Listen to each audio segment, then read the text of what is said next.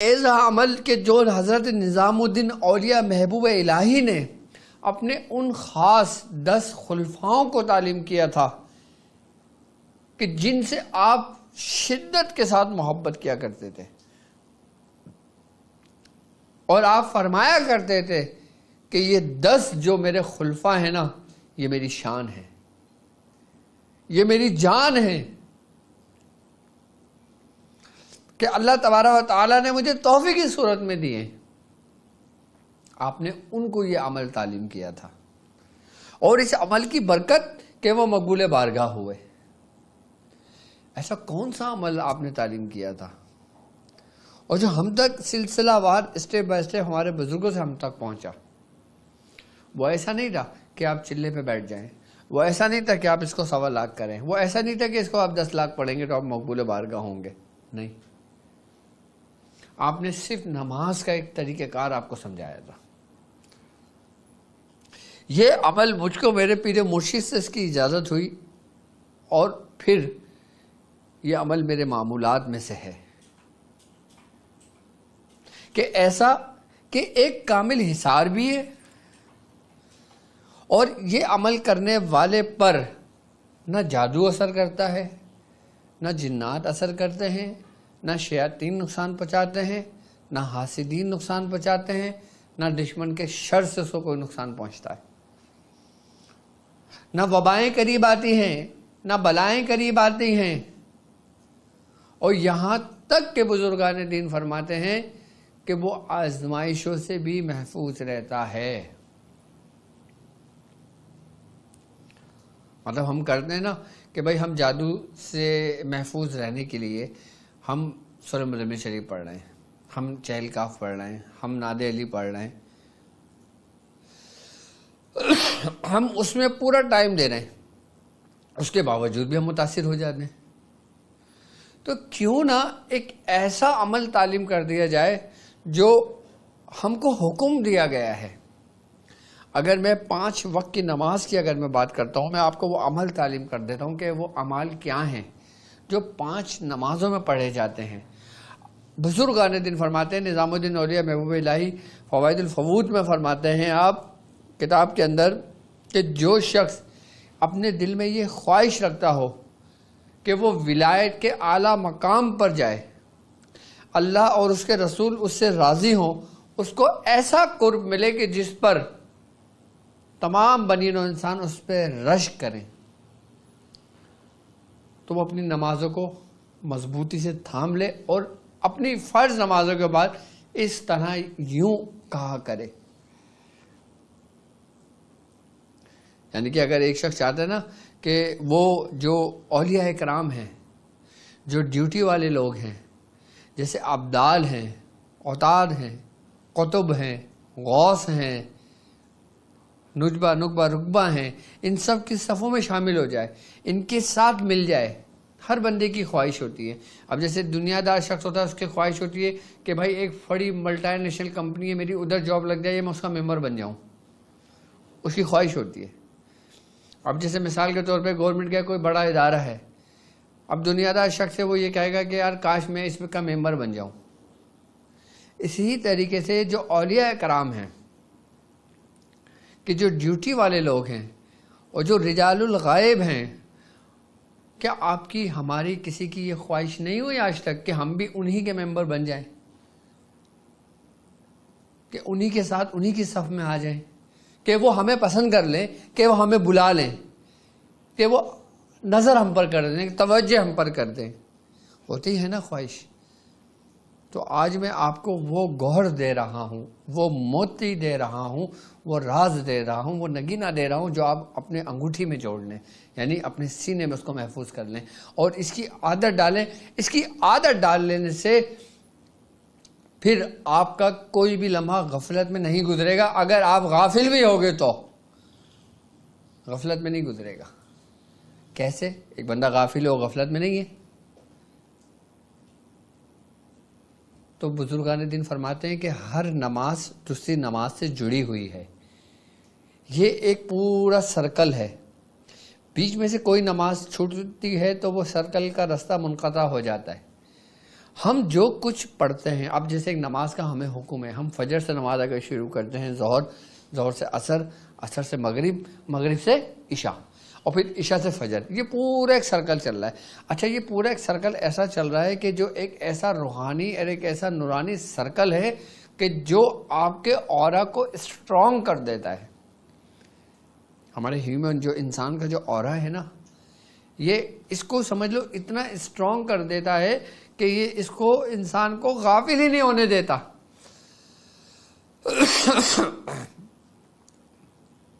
کہ جیسے انسان سو رہا ہے اس کا ذکر چل رہا ہے، انسان کام کر رہا ہے لیکن دھیان کہیں ہو رہا ہے. اب یہ اورا کیا ہے کہ کس طرح سے اس کو مضبوطی کے ساتھ ہم اس کو اپنے دائرے کے اندر لا سکتے ہیں. کہتے ہیں کہ ہر انسان کی جو طبیعت ہوتی ہے، جو اس کی کیفیات ہوتی ہے، جو اس کے اپنا حال ہوتا ہے، اس کی اپنی ایک خوشبو ہوتی ہے، اپنی ایک کلرز ہوتے ہیں، اپنی اس کے جو اعمال ہوتے ہیں نا، اس کا جو نتیجہ ہوتا ہے وہ اس کے گرد پورا دائرہ بنا لیتا ہے.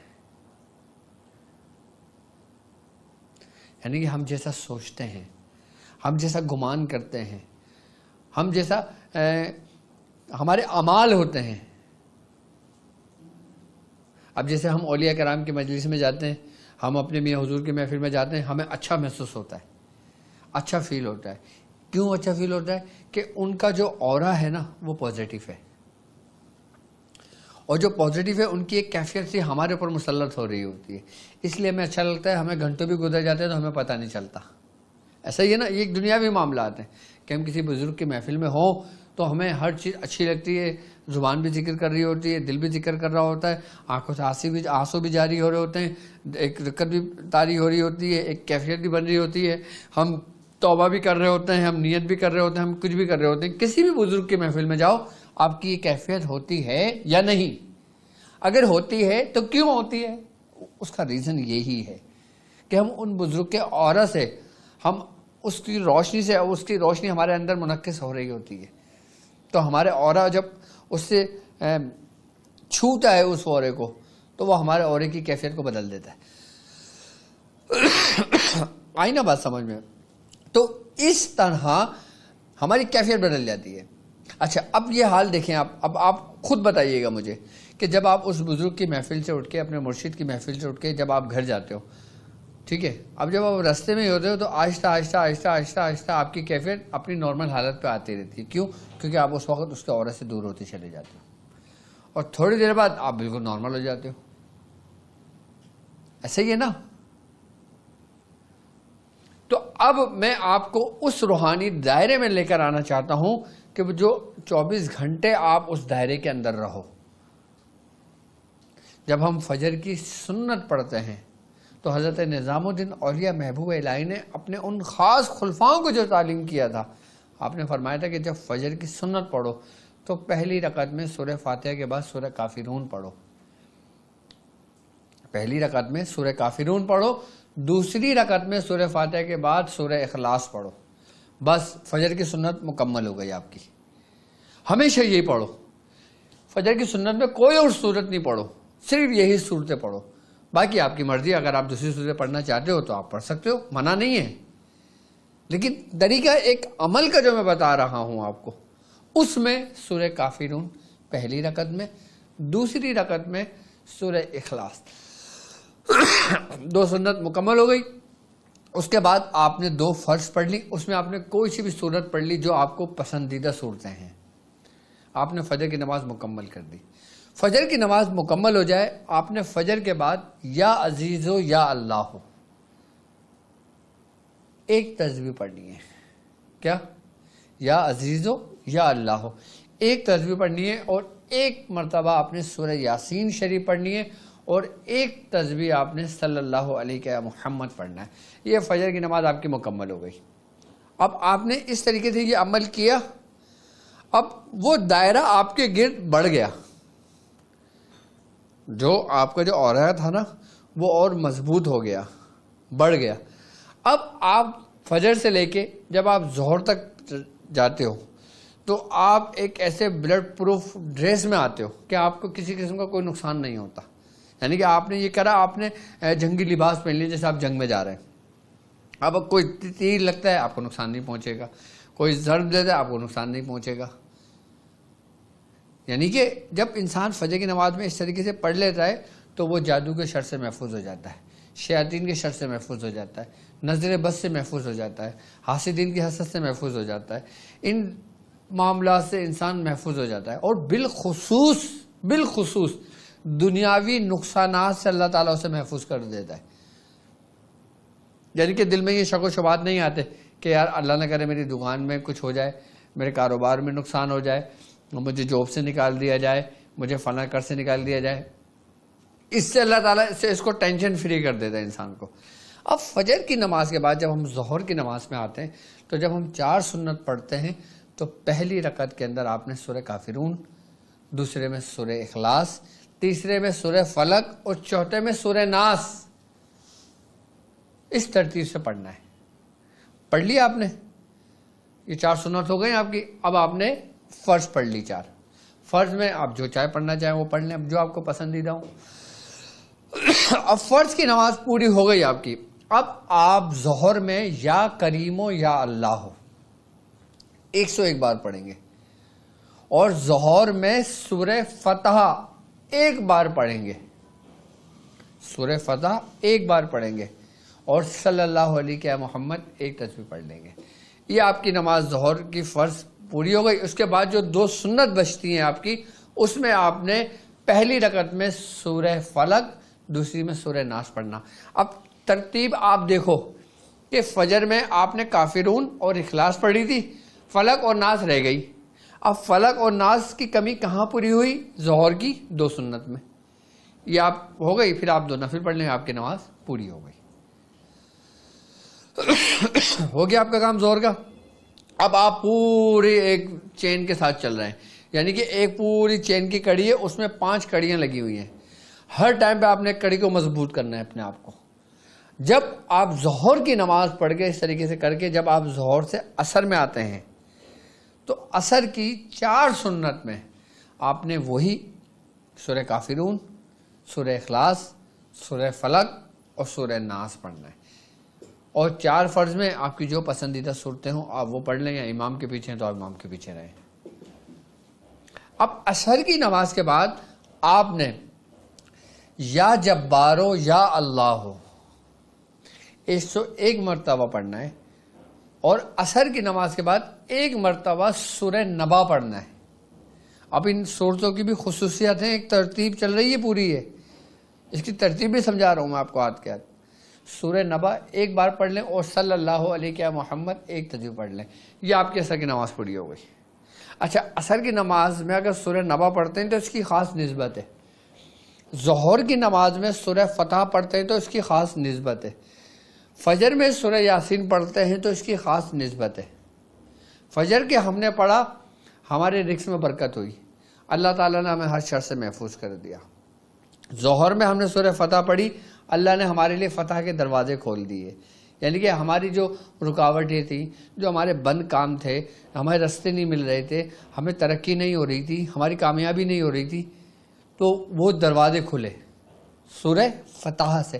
بڑی نسبت ہے ظہر میں اس کی, اور اس کے بڑے بڑے کمالات میں نے دیکھے ہیں اس کے. ہاں, بڑی برکتیں میں نے دیکھی ہیں اس کی, یوں کہو آپ. اب جب عصر میں آ جاتے ہیں تو عصر میں جب ہم سورہ نبا پڑھتے ہیں تو کہتے ہیں کہ عصر کا ٹائم وہ ٹائم ہوتا ہے کہ ٹھنڈا ٹائم ہوتا ہے. جس طریقے سے نماز آنکھوں کی ٹھنڈک ہے, اسی طریقے سے سورہ نبا پڑھنے والا کبھی اس کی آنکھوں کی بینائی نہیں جاتی, اس کی آنکھ روشن ہوتی ہے, ظاہری آنکھ بھی اور باطنی آنکھ بھی. اگر کسی کی آنکھوں کی کوئی بیماری ہو, کوئی اندھا ہو گیا ہو, کسی کی موتی آ گیا ہو, کسی کے مسئلہ ہو گیا ہو, وہ سورہ نبا عصر کے بعد پڑھے اور وہ پانی اپنے آنکھوں پہ لگائے اور دم کرے. آپ دیکھیں سورہ نبا کی خاص نسبت ہے سورہ نبا کو آنکھوں سے. پڑھنے والا خود محسوس کرتا ہے اس کو. اگر آپ چاہتے ہو کہ آپ کی باطنی آنکھ کھل جائے آپ کے اندر من روشن ہو، آپ اپنی دل کی آنکھوں سے دیکھیں. اگر آپ کو تمنا ہے تو آپ سورہ نبا کا ورد کریں. اور یہ چشتیہ خاندان کی جان ہے، جان سورہ نبا. اب کون سمجھا رہا ہے؟ جو خود چشتی ہیں، یعنی کہ حضرت نظام الدین اولیاء محبوب الہی. آپ اپنے خلفاء کو سمجھا رہے ہیں یہ بات اس طرح، اس ترتیب سے کہ سورہ نبا پڑھنے والے کا آنکھیں روشن ہو جاتی ہیں، اس کا من روشن ہو جاتا ہے. اب یہ تینوں کڑی ہو گئی. اس کے بعد جب ہم نے عصر کی نماز اپنی مکمل کر لی، اور مکمل کرنے کے بعد پھر ہم آ گئے مغرب میں. اب مغرب میں ہم نے 3 فرض پڑھ لی، امام کے ساتھ پڑھ لی یا اپنی پسندیدہ صورت پہ پڑھ لی. اس کے بعد 2 سنت میں آپ پہلی رکعت میں سورہ کافرون اور دوسری رکعت میں سورہ اخلاص پڑھیں گے. سورہ کافرون اخلاص پڑھیں گے اور آپ کی نماز مکمل ہو جائے گی. آپ نے مغرب کے بعد یا غفارو یا اللہ 101 مرتبہ پڑھنا ہے. کس کے بعد؟ مغرب کی نماز کے بعد. یا غفارو یا اللہ 101 مرتبہ پڑھنا ہے. اور پھر سورہ واقعہ، سورہ واقعہ کی مغرب کی نماز سے خاص نسبت ہے اور باقاعدہ احادیث میں بھی ہمیں ملتا ہے. اور اولیاء کرام بھی اس متعلق فرماتے ہیں کہ جو شخص یہ چاہتا ہو کہ وہ دنیا میں دولت کے معاملے میں کسی کا محتاج نہ ہو، رزق کے معاملے میں کسی کا محتاج نہ ہو، تو وہ سورہ واقعہ کو پڑھے. کیونکہ سورہ واقعہ فاقے سے انسان کو محفوظ رکھتی ہے، دور رکھتی ہے. سورہ واقعہ پڑھنے والے کے گھر میں کبھی بھی فاقہ نہیں آتا، اس کے رزق میں برکت ہوتی ہے. یا غفارو یا اللہ 101 بار، سورہ واقعہ صرف 1 بار، اور اس کے بعد صلی اللہ علیہ یا محمد 1 تسبیح. اب یہ 4 کڑیاں ہو گئی. اب آ جاتے ہیں ہم عشاء کی نماز میں. عشاء کی نماز میں ہم نے 4 سنت میں اسی 4 ترتیب سے پڑھ لی. سورہ کافرون، سورہ اخلاص، سورہ فلق، سورہ ناس. 4 فرض امام کے پیچھے پڑھ لی. اور اگر امام کے پیچھے نہیں پڑھ رہے تو آپ اپنی پسندیدہ صورتیں پڑھ لیں. پھر آپ نے 2 سنت میں سورہ فلق اور سورہ ناس پڑھنی ہے.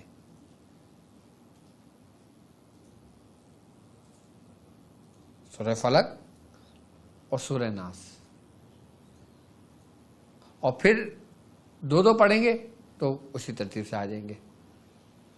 اور جب عشاء کی نماز ہم مکمل کریں گے اس میں ہم نے سورہ ملک 1 بار پڑھنا ہے. اچھا، عشاء کی نماز میں سورہ ملک کی خاص نسبت ہے. سورہ ملک آپ دیکھیں احادیث میں بھی ہمیں ملتا ہے اور اولیاء کرام بھی فرماتے ہیں کہ عشاء کی نماز کے بعد جو شخص سورہ ملک 1 بار پڑھ لیتا ہے یا 3 بار پڑھ لیتا ہے یا جتنی تعداد میں چاہے پڑھ لیتا ہے، لیکن کم سے کم 1 بار پڑھے، جو سورہ ملک پڑھ لیتا ہے، اللہ تبارک و تعالیٰ اسے عذاب قبر سے محفوظ کر دیتا ہے. یعنی کہ جب اس کی موت قریب ہوتی ہے، جب نزا کا وقت ہوتا ہے، تو سورہ ملک جو نا اس کی سفارش کرواتی ہے، اس کی سفارش کرتی ہے سورہ ملک. سورہ ملک 1 بار پڑھیں گے. اور یا ستارو یا اللہ ہو، یا ستارو یا اللہ 101 بار پڑھیں گے. اور صلی اللہ علیہ محمد 1 تسبیح پڑھیں گے. یہ آپ کا ایک پورا سرکل 1 دن کا ہے. سر میں آپ کو دعوے سے یہ بات کہہ سکتا ہوں، کیا آپ 40 دن، کتنے دن؟ 40 دن اس عمل کی پابندی کر لیں. 41ویں دن آپ کو عمل کی ضرورت نہیں کرنی پڑے گی، آپ خود بخود پڑھ رہے ہوگے. آپ کی کوئی نماز قضا نہیں ہوگی، کوئی دعا قضا نہیں ہوگی، کوئی کچھ نہیں ہوگا. اب 40 دن میں اپنے آپ کو بس اس پر تیار کر لیں. یہ میں نہیں کہہ رہا، یہ دعویٰ میں نہیں کر رہا، یہ دعویٰ اس ولی کا ہے جس کو محبوب الہی کہا جاتا ہے. آپ نے فرمایا کہ جو شخص 40 روز تک نماز کی پابندی کر لے اور اس اعمال کے ساتھ بالخصوص ہو کر لے، اس کے ولی ہونے کی سب سے بڑی نشانی یہ ہے کہ جو جھوٹی والے لوگ ہوں گے وہ اس کو اپنے ساتھ لے جائیں گے، اس کی انٹری ہو جائے گی. زیارت کرنا، دیدار کرنا تو ایک الگ بات ہے، کہ ہمیں خواہش ہے نا کہ ہم کسی قطب کی زیارت کر لیں، ہم کسی غوث کی زیارت کر لیں. اللہ تبارک و تعالیٰ آپ کو اس مقام پہ پہنچا دیتا ہے. صرف میں سمجھتا ہوں ہر نماز کے بعد آپ کو 5 منٹ بھی نہیں لگیں گے اگر آپ صحیح پڑھنے والے ہوں گے. یہ ایسا عمل میں نے آپ کو تعلیم کیا ہے آج کہ آپ کی آنے والی نسلیں دعائیں دیں گی، اور اپنی اولادوں کو بھی یہی طریقہ کار تعلیم کرو. اپنی بیاض میں لکھو، اپنی ڈائری میں یہ طریقہ لکھو، اور اپنی اولادوں کے لیے وصیت کرو کہ بیٹا اگر تم دنیاوی معاملات میں پریشان ہونا نہیں چاہتے تو اس ترتیب سے اپنی زندگی کو بسر کرو.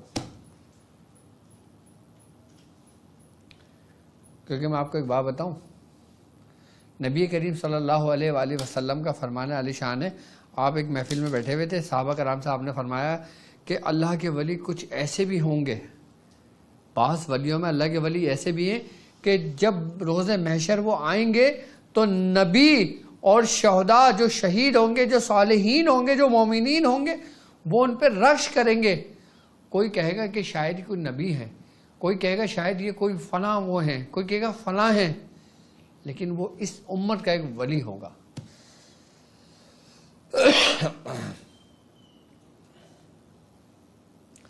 تو اللہ تبارک و تعالی ہمیں صرف اپنے دوستوں کے لیے چن لے، ہماری یہ دعا ہے. اور جو ان اعمال پر اب بتاؤ نا، اگر دیکھا جائے یہ ترتیب یہ طریقہ کار ہے نا، یہ اعمال میں نے آپ کو تعلیم کی ہے. آپ اس کو روحانی اعمال تو کہیں گے، اور کیا کہیں گے. یہ ایک بیس میں نے دیا آپ کو، جو بیس میں نے دیا آپ کو، یہ بیس آپ کی تیار ہو گئی. اس کے بعد آپ سورہ قریش کا عمل کرو، سورہ والضحیٰ کا عمل کرو، سورہ ملک کا عمل کرو، سورہ مزمل شریف کا عمل کرو، سورہ یاسین کا عمل کرو، حزب البحر کا عمل کرو. ایک دفعہ پڑھو گے اس کی تاثیر ایک عام بندے کے 40 دفعہ پڑھنے کے برابر ہوگی. یعنی کہ اب میں ہوں، یہ 2 شخص ہیں، ایک نے اس طریقے سے پورا سرکل میں آگے پڑھ رہا ہے، اور یہ سرکل میں نہیں ہے لیکن یہ سورہ مزمل شریف 120 بار پڑھ رہا ہے. یہ 120 بار پڑھیں گے اور یہ 1 بار پڑھیں گے، دونوں برابر ہوگا. کیوں؟ کیونکہ وہ پوری ایک روشنی میں گم ہے، وہ ایک پوری روحانیت کے سرکل میں موجود ہے. اور پھر جب وہ شخص جو اس پورے روحانی سرکل میں، پورے ایک روحانی دائرے میں موجود ہے، اور وہ کوئی عمل کرے تو وہ یہ بات کہہ ہی نہیں سکتا کہ میں کامیاب نہیں ہوا. اصل میں مسئلہ یہ ہوتا ہے کہ ہماری ایک ناکامی کی سب سے بڑی وجہ یہ بھی ہے کہ ہم نوافل کے چکر میں فرض کو ترک کر دیتے ہیں. ہم نوافل کے چکر میں فرض کو ترک کر دیتے ہیں. اور سب سے بڑی بات ہماری یہ ہو گئی ہے کہ اب ہم نے، چاہے وہ قرآن ہوا، چاہے وہ احادیث ہوئی، چاہے وہ اعمال ہوئے، چاہے وہ کچھ بھی ہو، ہم نے اس کو اپنے مطلب کے لیے استعمال کرنا شروع کر دیا. ٹھیک ہے، آپ کو ضرورت ہے آپ کریں، لیکن اس زندگی کو بھی دیکھیں کہ جس کا حکم آپ کو دیا گیا ہے. وہ سب جانتا ہے، وہ سب کے دلوں کے حال جانتا ہے کہ کس کے دل میں کیا ہے، کس نے قرآن کی کون سی صورت کس مقصد کے لیے کتنا پڑھا، وہ سب جانتا ہے.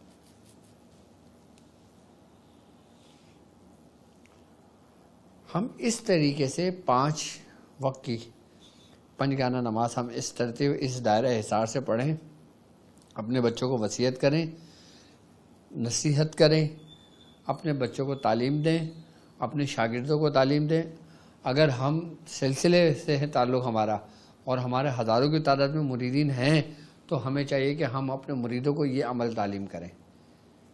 اس کا فائدہ یہ ہوتا ہے کہ اگر تم ناقص بھی ہو نا، تو جو تمہارے مریدین اس طریقے سے عمل کریں گے تو ان کی رہنمائی، ان کی تربیت انہی بزرگ کے سپرد ہوتی ہے کہ جنہوں نے یہ طریقے سمجھائے ہوتے ہیں.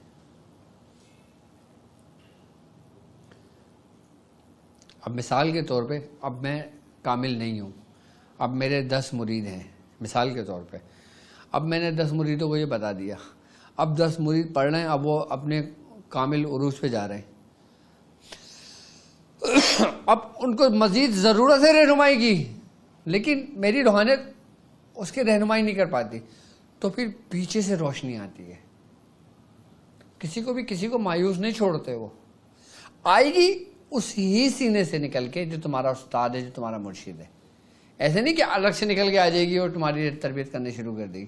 تمہیں جو کچھ بھی ملے گا تمہارے مرشد کے چہرے سے، مرشد کے وسیلے سے، مرشد کی روحانیت سے ملے گا۔ اس میں مرید صادق ہونا چاہیے بس۔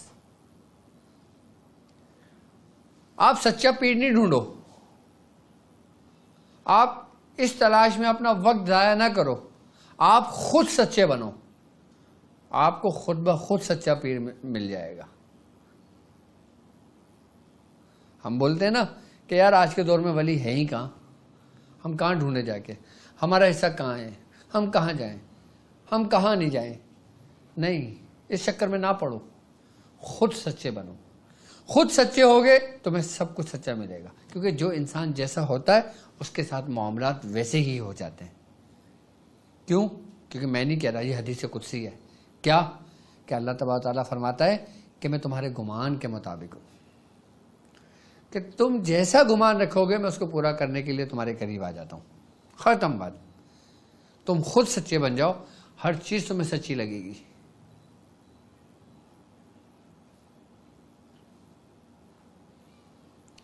جب انسان سچا ہوتا ہے نا تو اس کی رہنمائی کے لیے فرشتے بھی آ جاتے ہیں، ولی تو دور کی بات ہے۔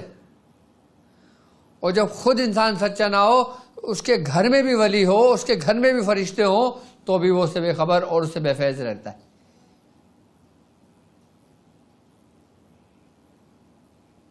اس کا مطلب کیا ہوا؟ روحانیت کا دروازہ کہاں سے کھلتا ہے؟ آپ کے اپنے ہی اندر سے۔ اور آج میں نے روحانیت کا وہ کلیہ آپ کو دے دیا، فارمولہ میں نے آپ کو دے دیا، بس اس فارمولے کو اپلائی کرو آپ اپنی ذات پر، اپنی زندگی پر، تو مجھے، میرے بزرگوں کو ساری زندگی دعائیں دو گے۔ آج کا یہی خاص آپ لوگوں کا عمل ہے۔ اور کبھی بھی یاد رکھنا، کبھی بھی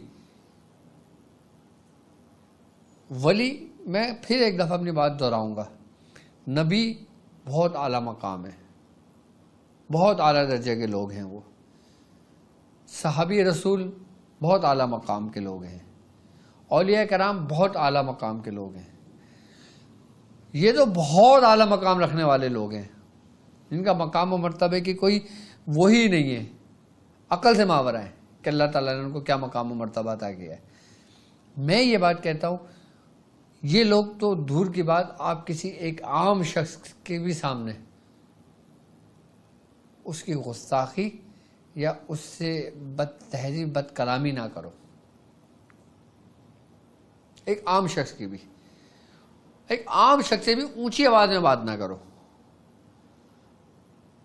میں عام شخص کی بات کر رہا ہوں، ایک عام مرید کی بات کر رہا ہوں، ایک عام فرد کی بات کر رہا ہوں، ایک چلتے پھرتے روڈ پر ایک عام فقیر کی بات کر رہا ہوں، ایک چھوٹے سے بچے کی بات کر رہا ہوں کہ اس سے بھی اونچی آواز میں بات نہ کرو۔